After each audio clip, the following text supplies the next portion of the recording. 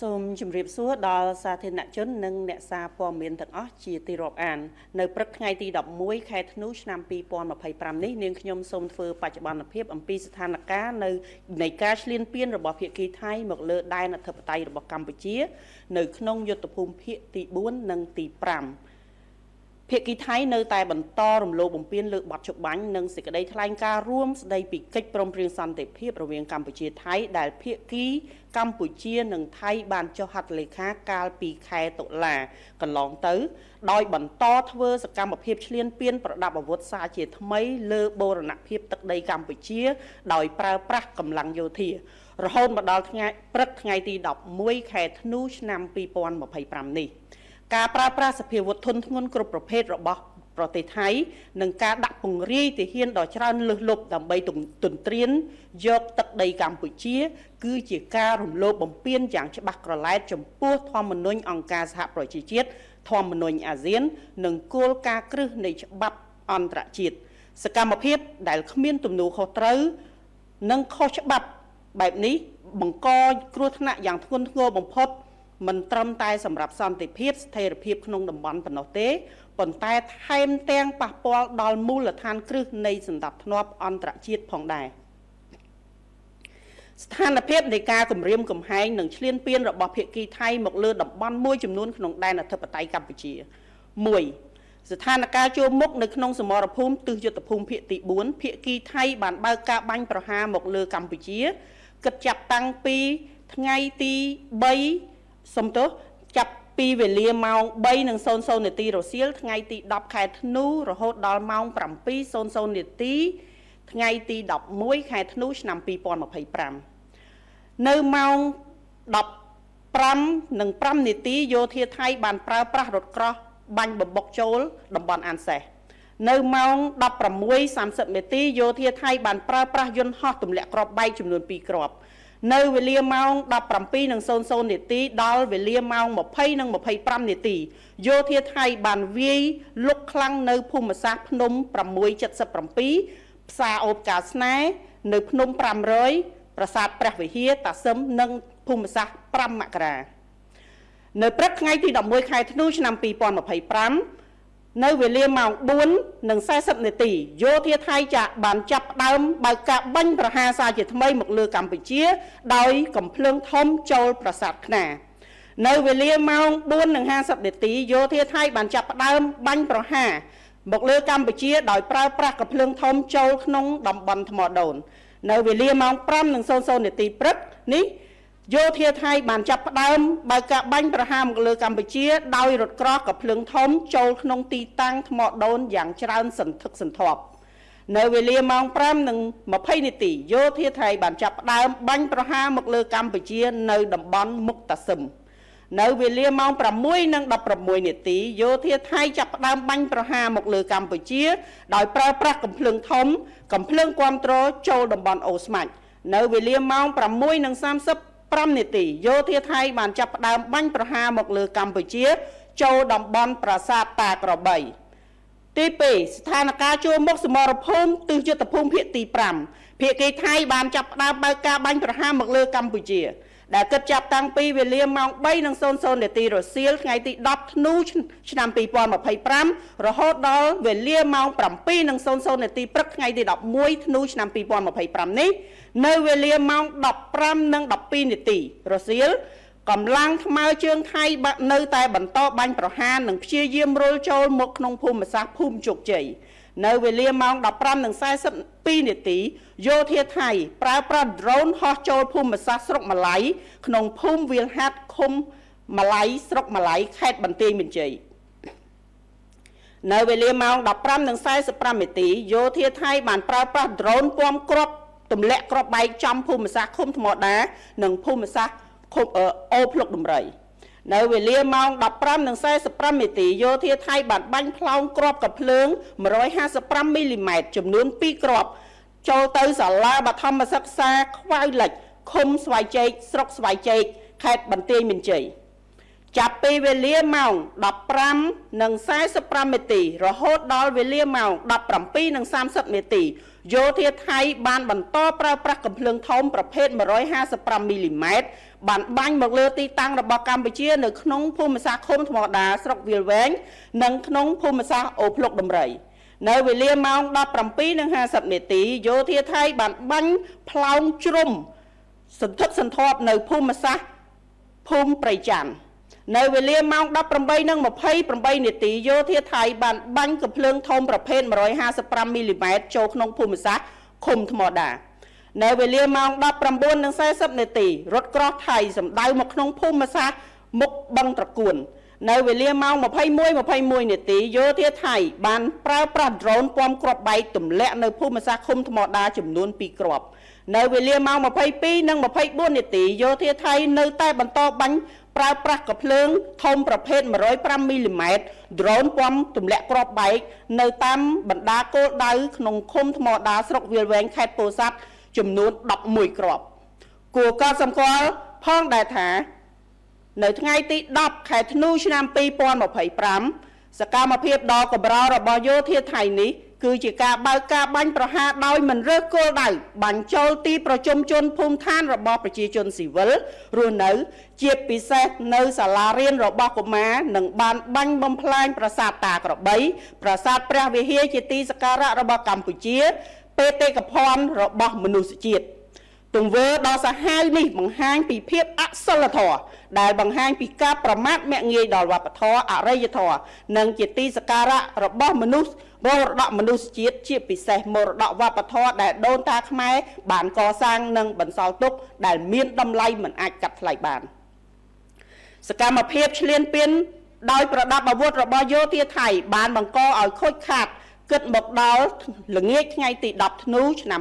2025 នេះជនស៊ីវិលស្លូតត្រង់បានបាត់បង់ជីវិតកើនឡើងរហូតដល់ 10 នាក់ក្នុងនោះមានទារកម្នាក់ផងដែរនិងមានជនស្លូតត្រង់ស៊ីវិលរងរបួសកើនឡើងរហូតដល់ 60 នាក់ក្រសួងការពារជាតិនៃព្រះរាជាណាចក្រកម្ពុជា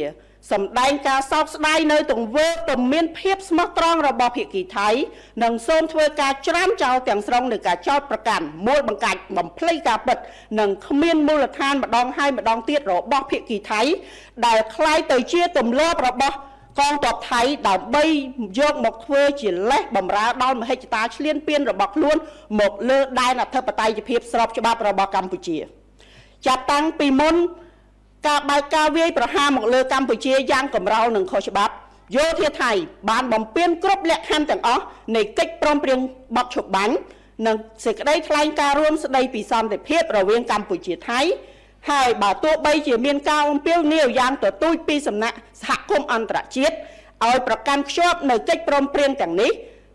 ភាគីថៃ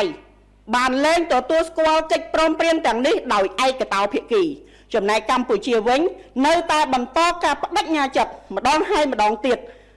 អំពីការគោរពរបស់ខ្លួនចំពោះកិច្ចព្រមព្រៀងទាំងនេះក៏ដូចជាកិច្ចព្រមព្រៀងទ្វេភាគីដទៃទៀតនេះសបញ្ជាក់ឲ្យឃើញយ៉ាងច្បាស់ថាតើកម្ពុជាឬថៃជាប្រទេសដែលស្រឡាញ់សន្តិភាពនិងចង់ដោះស្រាយជម្លោះដោយសន្តិវិធីដ៏ពិតប្រាកដជាក់ស្ដែងយោធាថៃបានប្រព្រឹត្តនៅអំពើដែលរំលោភបំពានលើច្បាប់អន្តរជាតិជាច្រើនរាប់មិនអស់ក្នុងនោះរួមមានការប្រើប្រាស់យន្តហោះចម្បាំង F-16 ទម្លាក់គ្រាប់បែកទៅលើទីកន្លែងស៊ីវិលការប្រើប្រាស់ឧស្ម័នពុលការបាញ់កំទេចទីតាំងប្រវត្តិសាស្ត្រដូចជាប្រាសាទព្រះវិហារប្រាសាទតាក្របីការបាញ់អាវុធធុនធ្ងន់គ្រប់ប្រភេទដោយមិនរើសអើងនិងមិនរើសគោលដៅដែលបណ្ដាលឲ្យជនស៊ីវិលស្លូតត្រង់ជាច្រើនអ្នកបានស្លាប់និងរងរបួសក្នុងនោះមានទាំងស្ត្រីកុមារមនុស្សចាស់ជរានិងទង្វើល្មើសច្បាប់ជាច្រើនដទៃទៀតបើទោះបីជាបានប្រព្រឹត្តនៅអំពើខុសច្បាប់អន្តរជាតិរាប់មិនអស់ទាំងនេះហើយកងទ័ពថៃមិនត្រឹមតែមិនចេញមុខមកទទួលខុសត្រូវចំពោះទង្វើអមនុស្សធម៌និងខុសខើរបស់ខ្លួនប៉ុណ្ណោះទេ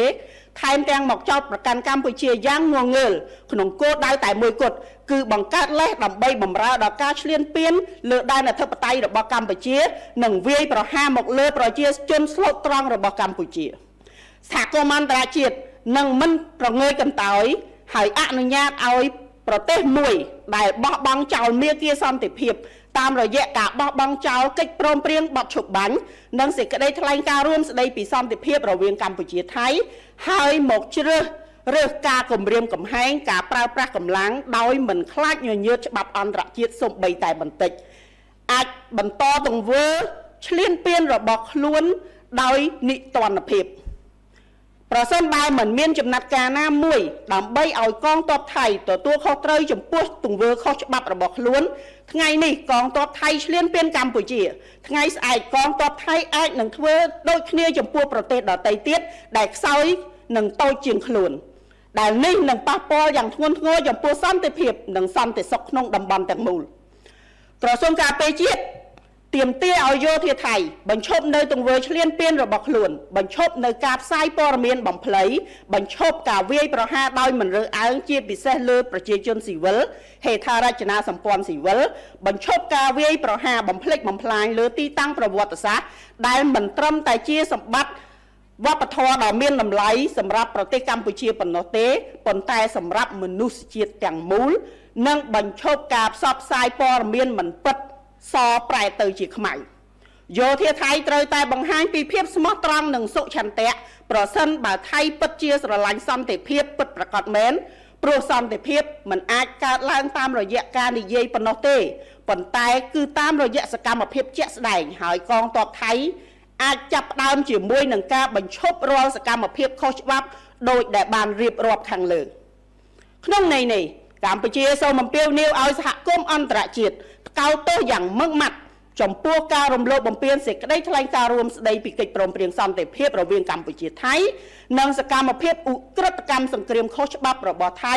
ម្ដងហើយម្ដងទៀតនេះដោយទាមទារឲ្យថៃទទួលខុសត្រូវទាំងស្រុងចំពោះការរំលោភបំពានដ៏កម្រោលនេះកម្ពុជាអំពាវនាវឲ្យថៃបញ្ឈប់រាល់អរិយភាពជាបន្ទាន់ដោយដកកម្លាំងចេញពីដែនអធិបតេយ្យភាពរបស់កម្ពុជានិងជៀសវាងសកម្មភាពឈ្លានពាននឹងការគម្រាមកំហែងដល់សន្តិភាពនិងស្ថិរភាពក្នុងតំបន់ទន្ទឹមនេះកម្ពុជាអំពាវនាវឲ្យថៃងាកមកគោរព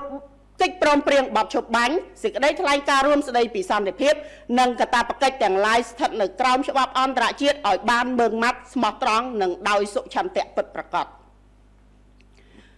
ក្រសួងការពារជាតិនិងកងយោធពលខេមរៈភូមិន្ទសូមគូបញ្ជាក់ផងដែរថាគោលដៅនៃការវាយការពារខ្លួនរបស់កម្ពុជាគឺផ្ដោតតែលើគោលដៅ